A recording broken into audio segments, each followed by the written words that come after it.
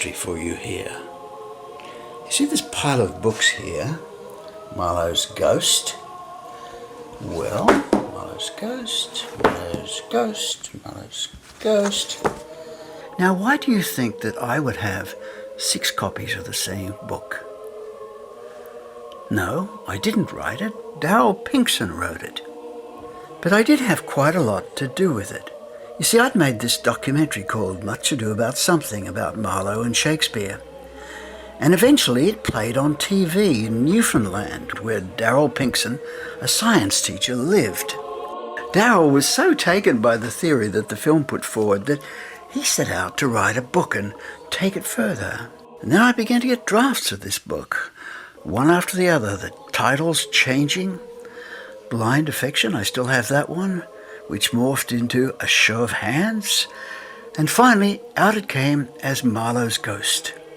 I was delighted, of course, and finally got to meet him here and ask him what it was that made him decide to commit to a book.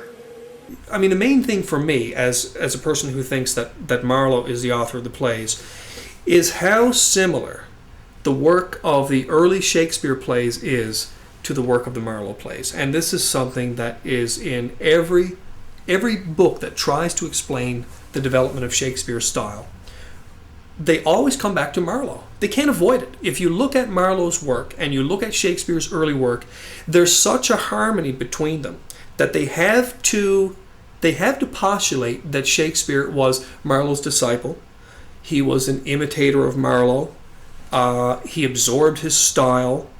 There was a friendly rivalry between them. You hear this expressed in many different ways, but I mean, it all kind of boils down to, here's Marlowe's work, here's this new playwright copying his style, copying the way he wrote plays, copying the content of the plays to produce plays which are just like Marlowe. Now, they tried to explain how the relationship might have worked in Shakespeare in Love. And then I, in my film, tried to explain what they were explaining. How goes it, Will? Wonderful, wonderful. Burbage says you have a plan. Remember this scene from Shakespeare in Love? Well, it's a helpful beginning, because we meet a shadowy Marlowe who seems to be much respected, even envied by Shakespeare.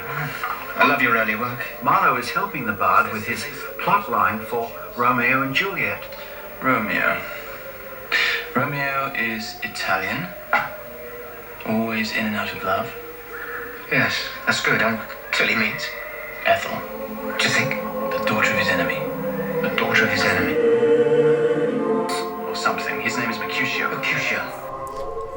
so those are really the two explanations. We either have Shakespeare as a Marlowe imitator or as a front for Marlowe's work. And in my mind, it's more plausible to assume that the plays were written by the same person. What impresses us both is that all the scholars who make the link do so innocently, in the sense that none of them are furthering the idea that Marlowe might be Shakespeare. The progression in Marlowe's plays from primitive efforts to greater and greater subtlety. You see this definite arc.